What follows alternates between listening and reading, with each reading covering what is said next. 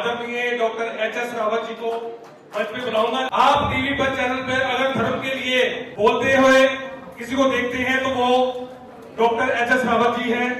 मेरे साथ एक बार सभी लोग कालका मैया जी का एक जयकारा लगाएंगे, क्योंकि उन्हीं की छत्र छाया में ये प्रोग्राम हो रहा है। बोलो कालका मैया की, थोड़ा और जोर से बोलो कालका मैया की।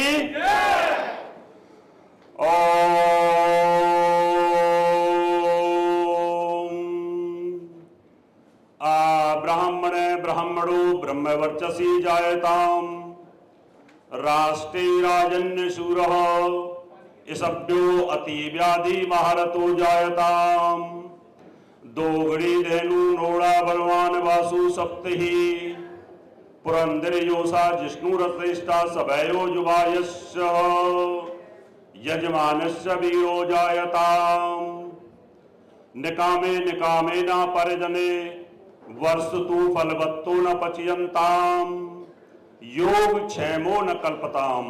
ओम भूर्भुवः स्वः चतुर्वेदाय नमः। ये चतुर्वेदी 4 वेदों का राष्ट्रीय गीत है। जैसे हर देश का एक राष्ट्रीय गीत होता है, ऐसे ही चारों वेदों का कोई भी अगर यज्ञ होता है, कोई शुभ कार्य होता है, कोई ज्ञान की यज्ञ वेदी पे हवन होता है, या इस प्रकार के सभागार के अंदर ज्ञान की बातें होती हैं, तो इस वेद मंत्र का इस्तेमाल किया जाता है। मित्रों, मैं बहुत बहुत बधाई देता हूं द ऑकल्ट रिवर साइंस की चेयरमैन जैस्मिन जज जी की। इतनी कम उम्र के अंदर इतनी मेहनत करना, इतना मैनेजमेंट रखना, बच्चों को पढ़ाना, खुद प्रैक्टिस करना, और सबसे बड़ी बात है कि उनके हाथ पर कृष्ण भगवान का टैटू होना, जिसका अवार्ड उन्होंने जीता है, तो वो बहुत बधाई की पात्र हैं। खुशी होती है जब हमारी पराविज्ञान उसके बारे में शोध करते हैं इस प्रकार के बच्चे, और जब महिलाओं में इस प्रकार का क्रेज जो जागृत हो रहा है, वो अपने आप में बहुत तारीफ के काबिल है। मेरे सामने उपस्थित पंडित लेखराज जी, दुनिया में उनका नाम है, और वो एक अकेले ऐसे दिव्य आत्मा विभूति हैं जिनके पास ईश्वर की कृपा है कि जो सनातन धर्म की जो विद्या है वो उनके पास है। इस विद्या के ऊपर तो मुझे भी बड़ा गर्व होता है। मैं भी वैज्ञानिकों से उलझ जाता हूं, मैं विदेशों में भी उलझ जाता हूं वैज्ञानिकों से। वो कहते हैं कि ज्योतिष कुछ है नहीं, मैं कहता हूं तुम्हारी सोच में फर्क है। जो ज्योतिष को नहीं मानते, हम अपने आधार पर तो बहस करते ही हैं, लेकिन हमारे दिमाग में पंडित लेखराज जी का नाम भी लगातार रहता है। मुझे पता है कि अगर ये उलझेंगे तो मैं उनसे बात कराऊंगा। मैं कहा डेट ऑफ बर्थ तुम्हारी अभी बताते हैं, तुम्हारे पिता का नाम बताते हैं, और यहां तक अगर ज्यादा बोलोगे तुम्हारी गर्लफ्रेंड का भी नाम बताएंगे। तो फिर वो डर जाते हैं, क्योंकि मुझे तो कॉन्फ्रेंस पे लेना है। इसलिए हमें गर्व रहता है, क्योंकि कितनी बार टीवी पे डिबेट होती है। अब ये किस्मत की बातें हैं कि हर व्यक्ति को ज्ञान है, एक से एक बड़ा ज्ञानी बैठा है, लेकिन अगर कुंडली में नेम एंड फेम का युग है तो वो भी टीवी पे बैठे हैं, और कितने लोगों को कुछ आता भी नहीं है, टीवी पे आ जाते हैं रोज। ये किस्मत की बातें होती हैं ज्योतिष के अंदर। ज्योतिष एक विज्ञान है, इसको नकारा नहीं जा सकता। पिछले जन्म में क्या कर्म किया और इस जन्म में क्या कर्म कर रहे हैं आप, ये सब आपका संचित हो रहा है। पूरा कर्म आपका रिकॉर्ड में जा रहा है। जैस्मिन जैज जी जितना धार्मिक कार्य कर रही हैं वो सब उनके रिकॉर्ड में जा रहा है। उनके कंप्यूटर में, ब्रेन में, हार्ड डिस्क में संचित हो रहा है, और जब अगला जन्म मिलेगा तो इससे ज्यादा भव्य मिलेगा। अगले जन्म में कोई ऋषि कन्या होंगी, और पिछला कर्म कितना अच्छा करके आई है कि आज वो विपरीत पंथ में होने के बावजूद भी इस प्रकार का काम कर रही है। आज जो आप धार्मिक कार्य कर रहे हो, इसी का एग्जाम होता है। ज्योतिषियों पे उंगली उठती है कि ज्योतिषी ठगते हैं। इस दुनिया में कोई ऐसा आदमी तो लाओ जो पापी ना हो। गाना है ना कौन सा, जिसने पाप ना किया हो, जो पापी ना हो। इस दुनिया में कौन ऐसा व्यक्ति है? हर आदमी ने एक बार चोरी तो जरूर की होगी, बाद में चाहे उसके सबकॉन्शियस माइंड ने बोला होगा कि नहीं चोरी करना ठीक नहीं है। मैंने तो एक राष्ट्रपति को भी पेन उठाते देखा, बहुत बढ़िया उनके सामने पेन रखा था, चुपचाप से रख लिया, लेकिन ये नहीं था सामने कैमरे लगे हुए हैं। इस दुनिया में धन कमाने के लिए हर आदमी झूठ बोलता है। कोई ज्यादा बोलता है, कोई कम बोलता है। सुबह से शाम तक शेयर बाजार वाले, सुबह से शाम तक ब्याज का काम करने वाले, सुबह से शाम तक दलाली का काम करने वाले, सुबह से शाम तक व्यापारी, सुबह से शाम तक वकील, कौन झूठ नहीं बोलता? लेकिन ज्योतिषियों पर आरोप लगता है। वो इसलिए कि ज्योतिष विद्या को गवर्नमेंट ने भी रिकॉग्नाइज नहीं कर रखा। टू एवरेज ह्यूमन, गलती तो सबसे ही होती है। करोड़ रुपए की फीस लेकर के क्या ईडी ने जमानत करा दी केजरीवाल की? ले रहा है ना कहीं, वकील तो पैसा ले ही रहा होगा। करोड़ों करोड़ों लिए जेठमलानी ने, उसके बावजूद भी मुकदमा हार गया। क्या पैसा वापस लिया? क्या किसी ने बोला कि जेठमलानी को वकालत नहीं आती? बड़े से बड़े डॉक्टर जो हार्ट का ऑपरेशन करते हैं, उनसे व्यक्ति मर जाता है, किसी ने बोला कि हार्ट अटैक का ऑपरेशन करने वाला व्यक्ति है, डॉक्टर ठीक नहीं है? लेकिन ज्योतिष पर उंगली उठती है। अगर किसी का विवाह टूट गया तो ज्योतिषी ठीक नहीं था, कुंडली सही नहीं मिलाई। अरे तुम अपने कर्म भी तो देखो, कर्म भी तो प्रधान होता है। आपकी जो कुंडली है ये भाग्य कुंडली है, पिछले जन्म के आधार पर बनी हुई है। ये कर्म आज इस पे चल रहा है। हमने तो बताना कि तेरी कुंडली में मंगलिक योग बना हुआ है, टूटने का योग है। लेकिन अगर लड़की तू सावधानी से रहेगी, प्यार से रहेगी, झगड़ा नहीं करेगी, तो तेरी शादी चल जाएगी। अभी पूनम जी ने कहा इतने साल हो गए मेरी शादी चल रही है। अब वो इंटेलिजेंट है, समझदार हैं, दुनिया को बताती हैं, समझाती हैं, तो उन्होंने मैनेज कर लिया ना। ऐसे ही जो किस्मत में लिखा होता है हम उसको प्रिडिक्ट करते हैं। अब किसी से थोड़ी बहुत गलती भी हो सकती है। अब शनि राहु की दृष्टि भूल गए तो हो सकता है, कई बार ऐसा भी हो जाता है, भूल भी सकता है आदमी दृष्टि। इसलिए आप जो काम कर रहे हो उसको करते रहिए। भाई बैठ जाइए, आप पानी देने वाले चुपचाप बैठ जाओ, थोड़ी देर बैठो। ये पाप होता है इस टाइम में, जब धर्म का काम चल रहा होता है, खाना भी पाप होता है। बैठो सारे, चुप बैठ जाओ। इसका मतलब जो आप ज्योतिष का काम कर रहे हो, चाहे आप टैरो करते हो और चाहे आप अंक ज्योतिष करते हो, चाहे आप लाल किताब करते हो, चाहे आप वैदिक ज्योतिष करते हो, बैठ जाए पीछे भाई सभी। आप किसी की किस्मत तो पलट रहे हो, किसी को आप काउंसलिंग देकर के उसको रास्ता तो दे रहे हो। अभी आकांक्षा नाम था, क्या था, आकांक्षा कह रही थी कि मैं तो ऐसे थी वैसे थी, मेरी किस्मत पलट दी मेरे गुरु ने। उसको एक जीवन की धारा तो मिली, मरते तम तक याद रखेगी कि भाई जैस्मीन जज मेरी गुरु थी। लाखों लोगों को हमने रोजगार दिया, चाहे टीवी के माध्यम से दिया। हम टीवी पे चलते रहे, हमने फ्री ज्योतिष सिखाई। कितने लोग टीवी से ही ज्योतिषी बन गए। आते हैं दक्षिणा देते हैं, गुरुजी दक्षिणा। मैं भाई तुम तो मेरे शिष्य नहीं हो। कहता हम आपके एकलव्य हैं। हमने टीवी से सुना है, हम यूट्यूब से। ये दुआएं हैं, आपके साथ चलेंगी।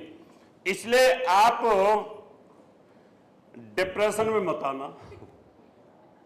कभी कभी डिप्रेशन में आ जाते हैं।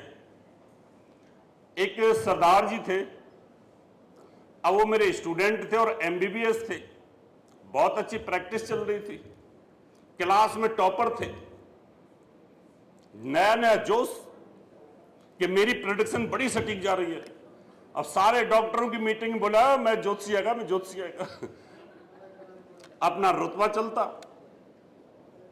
एक दिन उन्होंने मिलकर ये सोचा कि आज इसको डिप्रेशन में डालना है। उसको बोला यार तू एक काम कर, जसविंदर, बोलो जसविंदर नाम था, कि मेरे बच्चों की कुंडली देख। उसने कहा हाँ ला, बड़ा जोश था, नए नए आदमी जोश होता ही है। तू मेरा ना बेटे की कुंडली देख। अब बेटे की कुंडली बड़ी टॉप की, डॉक्टर बनने के योग, बहुत शानदार कुंडली। तो उसने क्या बोला डॉक्टर साहब ने, भाई देखो बच्चा तुम्हारा बड़ा टैलेंटेड है, ये टॉप का डॉक्टर बनेगा, और ये तो टॉप का पढ़ने वाला बच्चा, इंटेलिजेंट है, सर्जन बनेगा। लेकिन सामने जो दूसरा डॉक्टर बैठा था उसने उसको टेंशन देनी थी, डिप्रेशन देनी थी। उसने कहा तेरी प्रोडक्शन फेल। मैंने कहा था ना ये तो वाला काम सीख रहा है तू, ये मेरा बच्चा तो फेल हो गया। इतना कहते ही डॉक्टर साहब की आंखों के सामने ना अंधेरा आ गया। बोला 1 साल का ज्योतिष का कोर्स किया, डॉक्टर रावत से किया, पहली प्रोडक्शन की, 100 रुपए मिलने थे, वो भी फेल हो गए। अब जब आदमी की प्रोडक्शन खराब हो जाए ना तो बाकी अंधेरा हो जाता है, वो टेंशन में आ जाता है। उसने कहा चल छोड़ यार, तू छड़ रहनु, ये तो प्रोडक्शन तेरी फेल हो गई, तू ये बेटी की कुंडली देख। अब उसने कुंडली तो दिखे नहीं उसको कि कहां से नहीं रहा हुए, उसने साइकोलॉजी लेनी शुरू की कि तो इसके दोनों ही बच्चे डफर होंगे कि पहला भी फेल तो लड़की भी डफर ही होगी। उसने कहा यार ये भी फेल होगी। उसने कहा यार ये तो टॉपर है। अब उसको इतनी टेंशन हो गई डॉक्टर साहब को, कहता मैंने क्या आफत सीख ली, पहली जिंदगी में 2 प्रोडक्शन करी और दोनों ही फेल हो गई। कभी छुट्टी नहीं मारी थी उसने क्लास में। मैंने सिर्फ अपनी क्लास में जब स्टूडेंट को बुलाता हूं तो एक चीज बोलता हूं कि कभी छुट्टी मत मारना। जिस दिन छुट्टी मारोगे तो तुम टॉप के ज्योतिषी नहीं बनोगे, तुम्हारा ग्रेडिंग कम हो जाएगा। उसका कारण मैं ये बोलता था भाई 2 घंटे की क्लास होती है, आज मैं सूर्य के बारे में बता रहा हूं, तुमने दूसरे दिन छुट्टी मार ली, उस दिन मैंने चंद्रमा के बारे में जानकारी दी, चंद्रमा वाला चैप्टर तुम्हारा कमजोर रह गया, फिर तुमने जाकर के आगे मंगल पढ़ा, अब वो ना छुट्टी मार गया। अब गुरु को अपने शिष्य पर बड़ी पकड़ होती है और बड़ा घमंड भी होता है। द्रोणाचार्य को तो घमंड था, दुर्योधन उसके अर्जुन के ऊपर बड़ा धनुर्धर है। मैं कहा यार ये इतना क्लास का टॉपर इंटेलिजेंट डॉक्टर आज आया क्यों नहीं। मैं कहा बीमार ये हो नहीं सकता, खुद डॉक्टर है, घर में कलेश होता नहीं, इतना खुश है, हंसमुख है, चुटकुले छोड़ता रहता है सिद्धू की तरह। मैंने क्लास पढ़ाई बड़े दुखी मन से, मुझे बड़ा टेंशन हो रही थी कि आज का चैप्टर उसका गया। बाकी के क्लास में 50 स्टूडेंट बैठे थे, उन पे मेरा ध्यान नहीं, लेकिन ध्यान मेरा उसी पे था। क्लास के बाद मैंने कॉल किया, मैं क्या हुआ जसविंदर आया नहीं। पहले तो टेलीफोन ही नहीं उठाया, 2-3 कॉल करी तो उठाया। मैं क्या हुआ, और सर मैंने नहीं सीखनी। मैं क्या हो गया, और नहीं ये बेकार है। मैं तू 1 साल सीख लिया, लास्ट समय चल रहा है, तू कह रहा है बेकार है। मैं किसी ने तेरा दिमाग खराब तो नहीं कर दिया। बोला नहीं नहीं, वो कुछ 2 बच्चों की कुंडली देखी थी मैंने, वो दोनों ही प्रोडक्शन फेल हो गई और आपके हिसाब से मैंने नियम तो सही लगाए थे। मैं कहा अच्छा एक काम करना, कल लाना। और नहीं सर मैंने नहीं आना। इतना भयंकर डिप्रेशन में चला गया। मैंने उसको बुला लिया जबरदस्ती, मैं कहा आ। मैंने बोर्ड पे दोनों कुंडली लगवाई, मैं कहा लगाओ दोनों कुंडली। पूरी क्लास के सामने कुंडली लगाई, मैं कहा बताओ।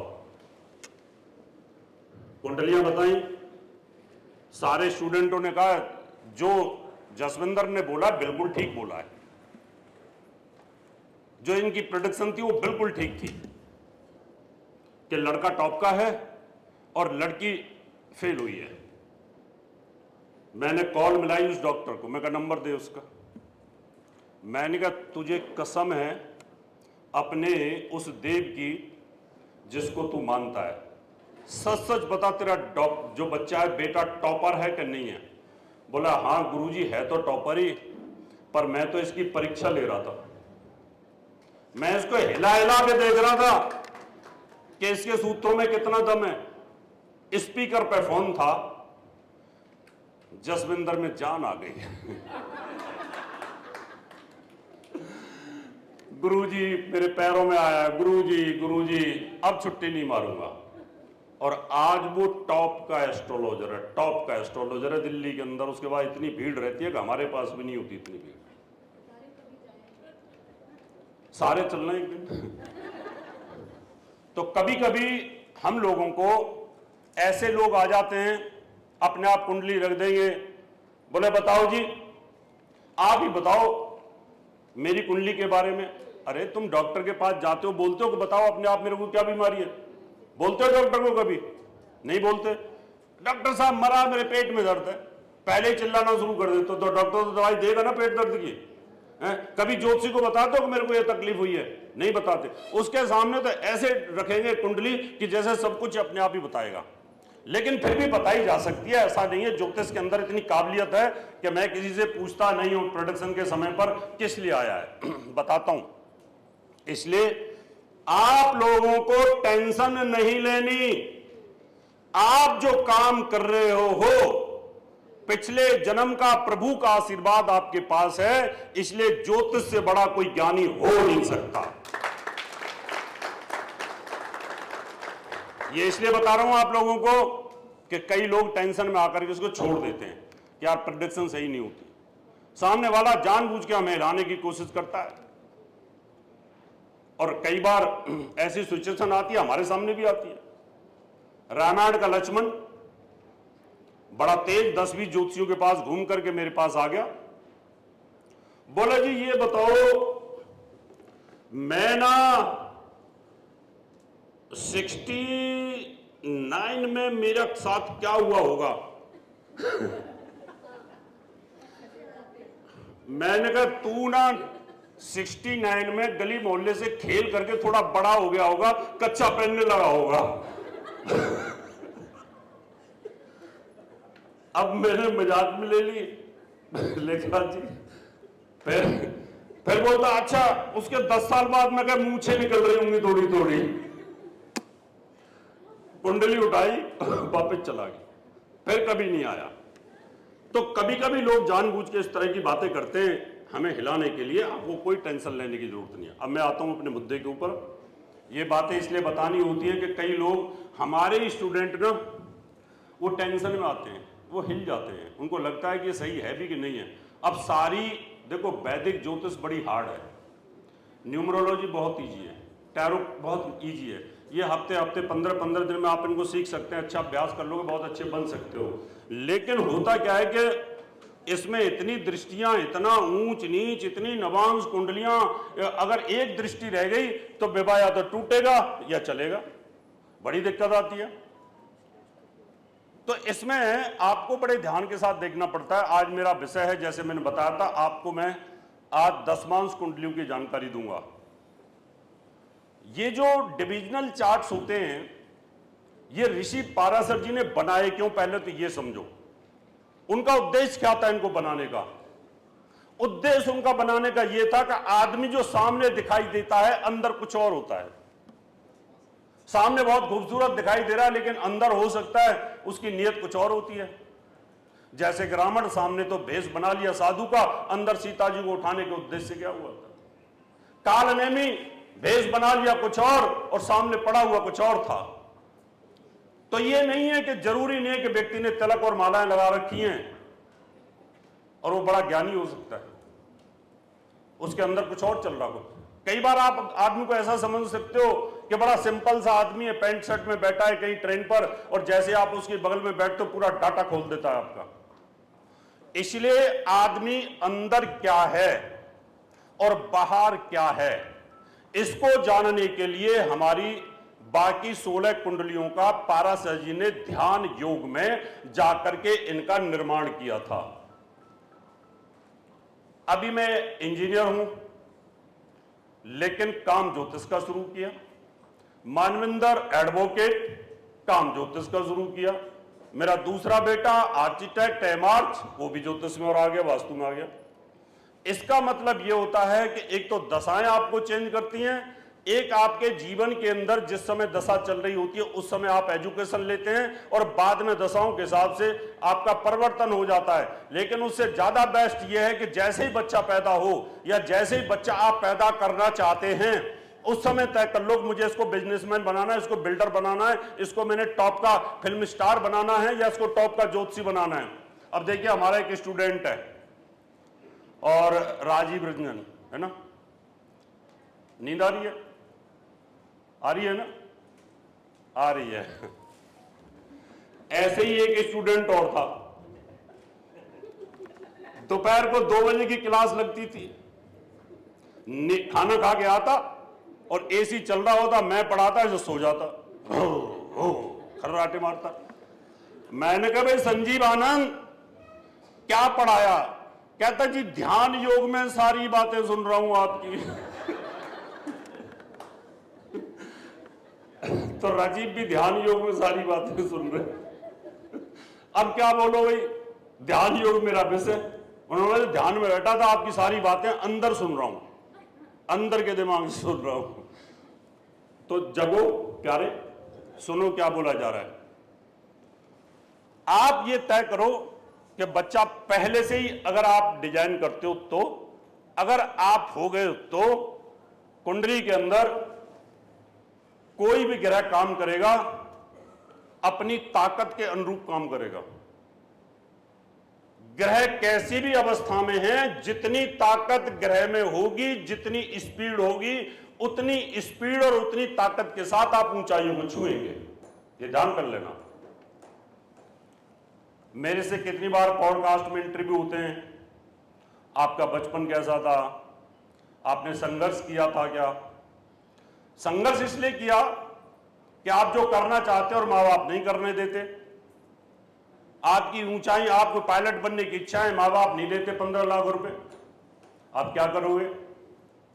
आप कुछ करना चाहते हो, माँ बाप के पास फंड नहीं है उतना, फिर क्या करोगे? तो फिर संघर्ष करना पड़ता है।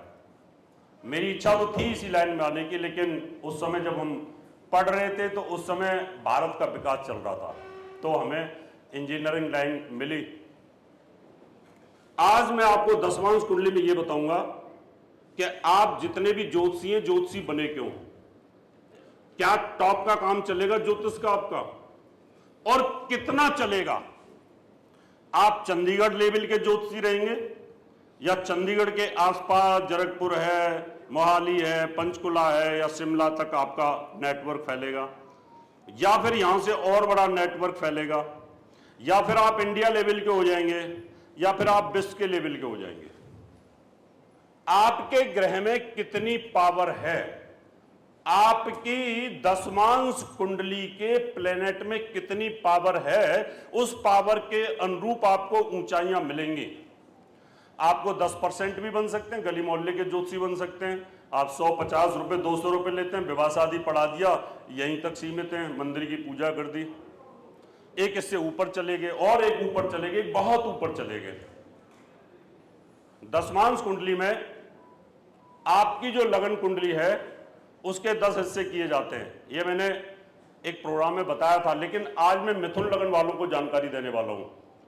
पहले 2 लगनों की जानकारी दे चुका हूं, क्योंकि सीरियल वाइज इसको लिया गया है, जिससे कोई टॉपिक छूट ना जाए और आप उसको यूट्यूब के ऊपर, फेसबुक पे देख सकें।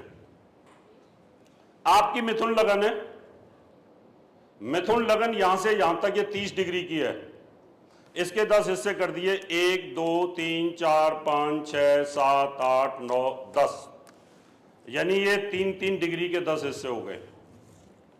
अब इसके अंदर कोई भी ग्रह स्वराशि में हो सकता है और कोई भी ग्रह उच्च का भी हो सकता है, कोई भी ग्रह नीच का भी हो सकता है। लगन के अंदर क्या दशमांश कुंडली के अंदर ये उच्च का ग्रह आपको उच्च का फल दे रहा है अंदर से, आपका दिल गवाही दे रहा है इस बात को मैं टॉप का ज्योतिषी बनूंगा। आपके अंदर ये डिटर्मिनेशन आ चुकी है क्या कि मैं बहुत तगड़ा ज्योतिषी बनने वाला हूं और मुझे रात दिन मेहनत करनी है, मुझे सारे ग्रंथ पढ़ लेने, मुझे पंडित लेखराज जी की तरह बहुत बड़ी लाइब्रेरी बनानी है। इतनी पावर है या नहीं, ये नापना है आपको। अगर ये नापने में कामयाब हो गए तो आपसे बड़ा कोई ज्योतिषी हो नहीं सकता। आपने देखिए यहां पर मिथुन लगन है, मिथुन लगन के अंदर ही यहां पर बुध बैठा हुआ है, बुध बैठा हुआ है। बुध मान लो 2.5 डिग्री का है, राजयोग बना भद्र नाम का राजयोग। हमने बोला कि बच्चे की कुंडली में भद्र नाम का महापुरुष राजयोग है, इसको पत्रकार बनना चाहिए, गणितज्ञ बनना चाहिए, लेक्चरर बनना चाहिए, प्रोफेसर बनना चाहिए, टॉप का ज्योतिषी बनना चाहिए, वैज्ञानिक बनना चाहिए, इंजीनियर बनना चाहिए। ये बहुत ही टॉप का बुद्धिजीवी वक्ता लेक्चरर हो सकता है, क्योंकि आपने देखा कि लगन के अंदर मिथुन लगन है और विषम लगन है। विषम लगन में ही स्वराशि के अंदर बुध बैठा है, आपने लिख दिया, लेकिन वो तो बना ही कुछ नहीं, वो तो बना ही कुछ नहीं। उस बेचारे की हालत इतनी खराब होगी वो पढ़ा ही नहीं। लगन में दिशाबल लेकर के बुध बैठा, लेकिन वो 10वीं पास न कर पाया।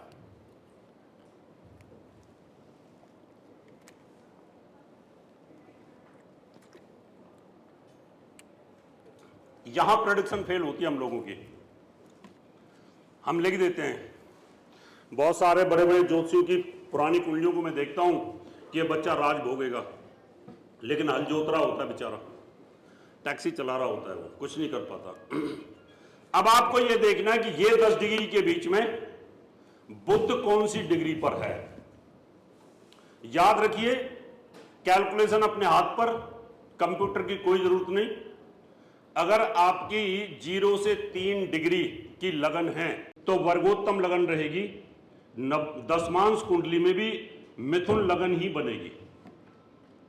अगर यहां 0 से 3 है इस वाली लगन में, लगन के अंदर, और इस कोने के ऊपर यहां इस जगह पर खाली, इस जगह पर यहां 3 डिग्री तक अगर ग्रह बैठा है बुध, तो समझ लीजिए कि पहला दशमांश बनेगा। ये पहला दशमांश वर्गोत्तम बुध हो गया।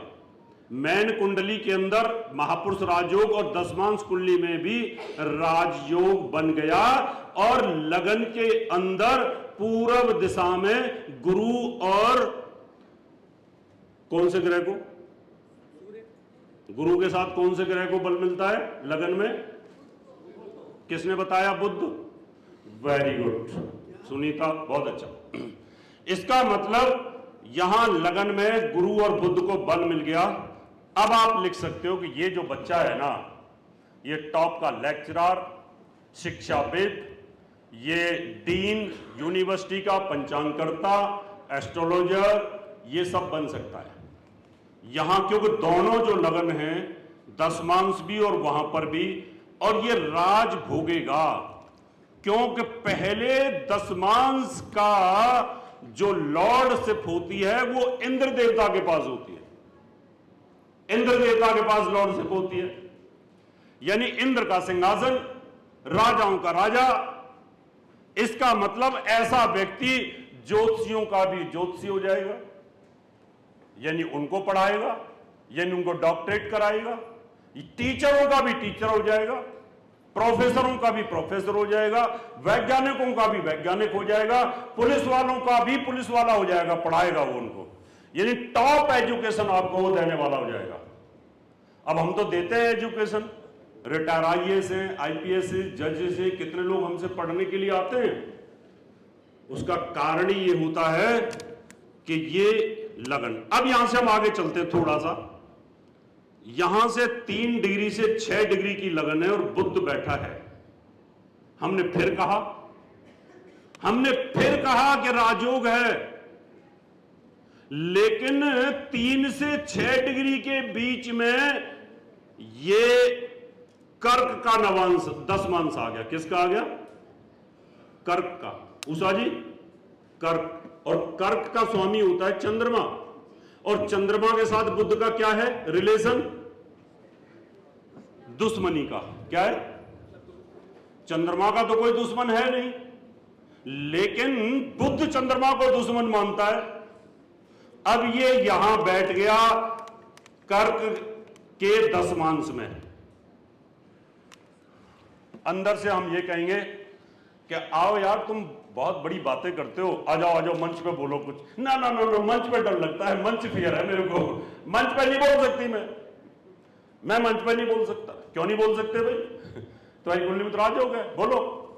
क्योंकि जो प्लेनेट बकता है अभी अभी 3 डिग्री तक वो ग्रह महापुरुष राजयोग बना के बैठा था, आपको आसमान पे लेके चला गया, और 3 डिग्री से वो सिर्फ एक बिकला आगे चला गया, एक कला आगे चला गया। सिर्फ जरा सा 2 मिनट 1 मिनट का फर्क आ गया। 1 मिनट बाद बच्चा पैदा हो गया, 1 मिनट बाद ही आपने उसको सजीवन का टाइम दिया, तो उस समय पर बुद्ध की स्थिति क्या हो गई? ये इतना डीप है भाटिया जी, वैदिक ज्योतिष डीप है। इसमें तो आप सेकंडों तक का बता सकते हो, जैसे लेखराज जी कैलकुलेशन करते रहते हैं सेकंडों की 2 सेकंड इधर गए, 4 सेकंड इधर गए, 5 सेकंड इधर गए, तो कुंडली इधर से उधर हो जाती है। यहां पर आप देखिए कि खाली मैं एक ही प्लेनेट की आपको संज्ञा दे रहा हूं कि दसमांश कुंडली में कैरियर की बात कर रहा था मैं, मिथुन के अंदर, यहां 3 डिग्री तक सुपर राजयोग, बड़ा पावरफुल राजयोग, यहां आकर के उस राजयोग की हवा निकल गई। मैंने कहा कि देखो, पढ़ेगा लिखेगा, पढ़ाई लिखाई काम नहीं आएगी, पढ़ा लो इसको, पढ़ाओ जितना मर्जी, डबल MA PhD बेरोजगार बैठे हुए, 10,000 की नौकरी नहीं मिलती कहीं उनको, कितने बड़े बड़े लोग। और ज्योतिषी 10वीं फेल, उनके पास लाइन लगी होती है कि नहीं? अभी ये लुधियाना के पास एक ज्योतिषी कहता है 10वीं फेल हूं, पढ़ा लिखा तो हूं नहीं, रोज के लाख रुपए कमाता हूं। मैंने कहा लाख रुपए रोज कमाता है, यहां सोने की चैन, इधर ब्रेसलेट, उधर ब्रेसलेट, और दुनिया भर का सोना लटका रखा। मैं उसको देखते ही रह गया। मैं कहा यार कमाल की बात है। मैं कहा दसमांश कुंडली में कहीं ना कहीं जरूर इसका ग्रह से बैठा होगा। यानी पढ़ा लिखा नहीं है लेकिन पैसा कमा रहा है। अब आगे चलते हैं, 6 से लेकर के 9 डिग्री के बीच में तीसरा दसमांश सिंह का, ध्यान कर लीजिए, 1 3 5 7 9 11, 1 3 5 7 9 11, ये विषम है। जिस लगन में विषम होगा उसका दसमांश भी विषम होगा, और जिसका 2 4 6 8 10 12 होगा उसका जो है वहां से 9वां शुरू होगा। अभी यहां पर सिंह का आ गया, सिंह का नवांश बना, यहां से बुध आगे चला, अपने मित्र के घर में आ गया, क्योंकि सूर्य को वो अपना मित्र मानता है, सूर्य को अपना मित्र मानता है, लेकिन सूर्य तो उसको मित्र नहीं मानता, उसको सम मानता है। अब क्या होगी स्थिति आपकी? आप तो बढ़ चढ़ के दोस्ती करेंगे, सामने वाले का नो रेस्पॉन्स। रावत जी आइए आइए, रावत जी मेरे दोस्त, रावत जी मेरे दोस्त, रावत जी ने मुंह इधर कर लिया। एक क्या तरीका हुआ? ऐसे नहीं होना चाहिए। इसका मतलब कितनी बार ऐसा होता है, ओए बैठे ना भाटिया जी, ये अपना दोस्त है, साढ़ा दोस्त है, चल चलो बात कराऊं। भाटिया जी से बात करी, भाटिया जी क्या हाल चाल है, ऐसे हाथ कर दिया, तो आदमी को लगेगा कोई दोस्ती वोस्ती ऐसी है कच्ची पक्की। इसका मतलब यहां पर मामला डिस्टर्ब हो गया। अब हम चलते हैं 9 से 12। 9 से 12 कमल अग्रवाल। अभी मैंने बोला ना अगली बार रिपीटेड नहीं सुनूंगा स्पीच। क्या बोला मैंने, बताना क्या समझाया मैंने अभी? आप मैंने क्या बोला अभी बताओ? इसलिए सुनने की क्षमता अच्छी होगी ना, अच्छे वक्ता बनोगे। क्या पता एक बात तुम्हारे जिंदगी को पलट दे, और क्या पता लाख रुपए का काम मिल जाए तुम्हें। अगर यही सूत्र पकड़ लिया तो ध्यान से सुनो, बातें नहीं, अगर कोई बोल रहा है ना सुनना सीखो। यहां अभी 6 नंबर की राशि में आ गया, 9 से 12, उसकी अपनी उच्च राशि है। क्या है? उच्च राशि। 9 से 12 में आ गया, उच्च में आ गया, और अपनी मूल त्रिकोण में और उच्च में दोनों में आ गया। यहां पर अगर उसकी डिग्री बुध की अगर 15 डिग्री तक हुई तो वो स्टार आपको वर्ल्ड लेवल पे बना देगा। आप लिख देना कि ये जो व्यक्ति है ये ज्योतिषी वर्ल्ड लेवल का नाम होगा इसका।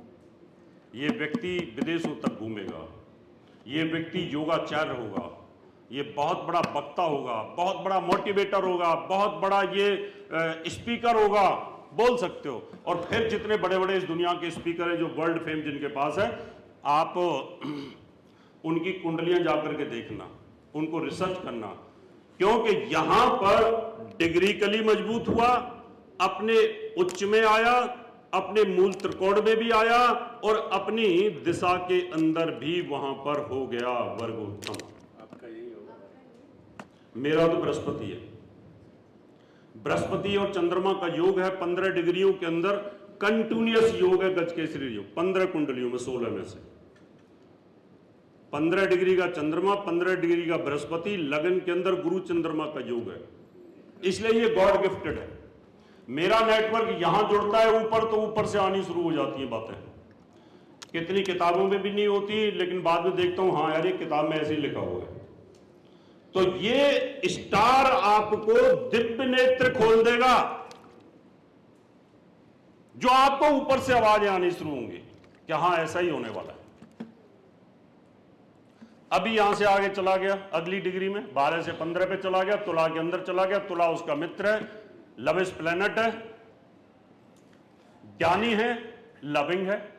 क्या है? कितने ज्योतिषियों ने लव मैरिज कर रखी होगी? जरूरी थोड़ी नहीं करी होगी, कर लेते हैं बहुत से, बहुत सारे साधु संत भी कर लेते हैं, क्यों नहीं कर सकते? ज्ञानी लोग कर लेते हैं।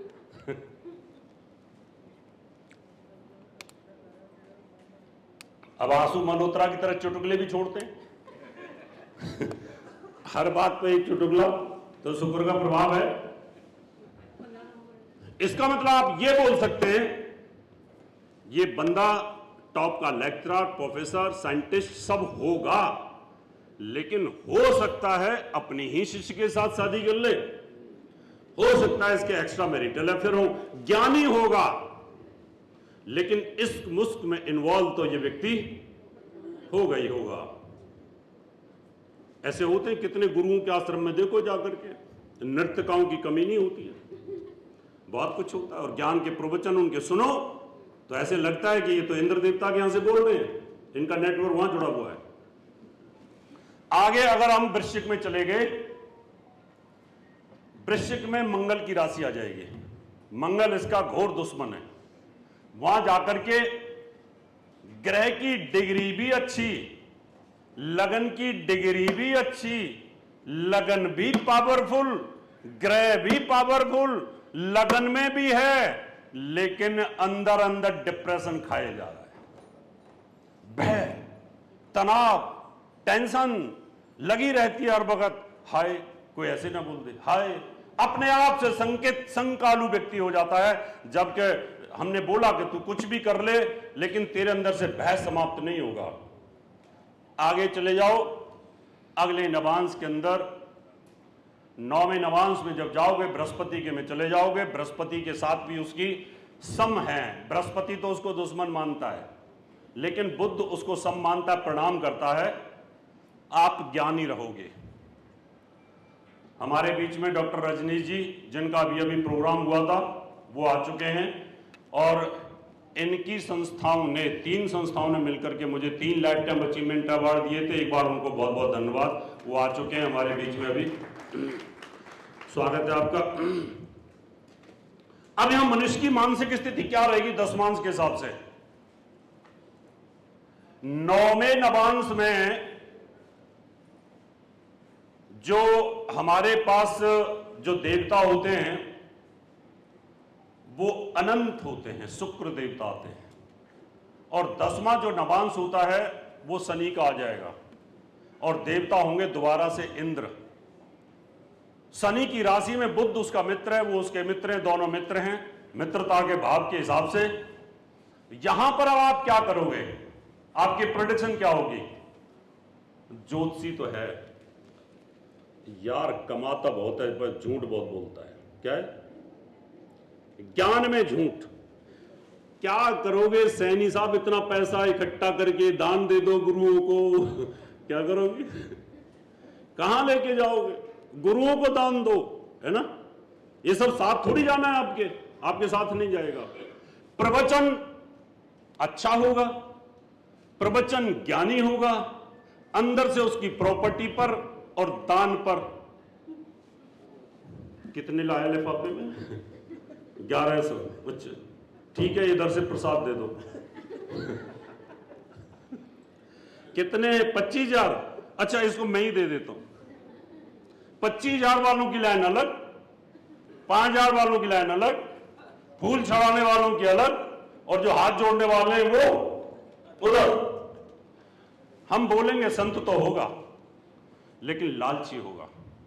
ये वेरिएशन पब्लिक में है या नहीं? पूनम जी बताइए अनुभव से, है ना? पंडित जी है ना? इसका मतलब ये रहा कि ऋषि पाराशर जी ने योग और ध्यान के बल पर इन चीजों को ऐसे रख दिया प्लेट में हमारे सामने कि बस तुम इसको अध्ययन करो और आदमी के बारे में सब कुछ लिख दो कि ये बच्चा ऐसा ऐसा होने वाला है। एक बार फिर कालका मैया का बोलो, कालका मैया की बहुत बहुत धन्यवाद।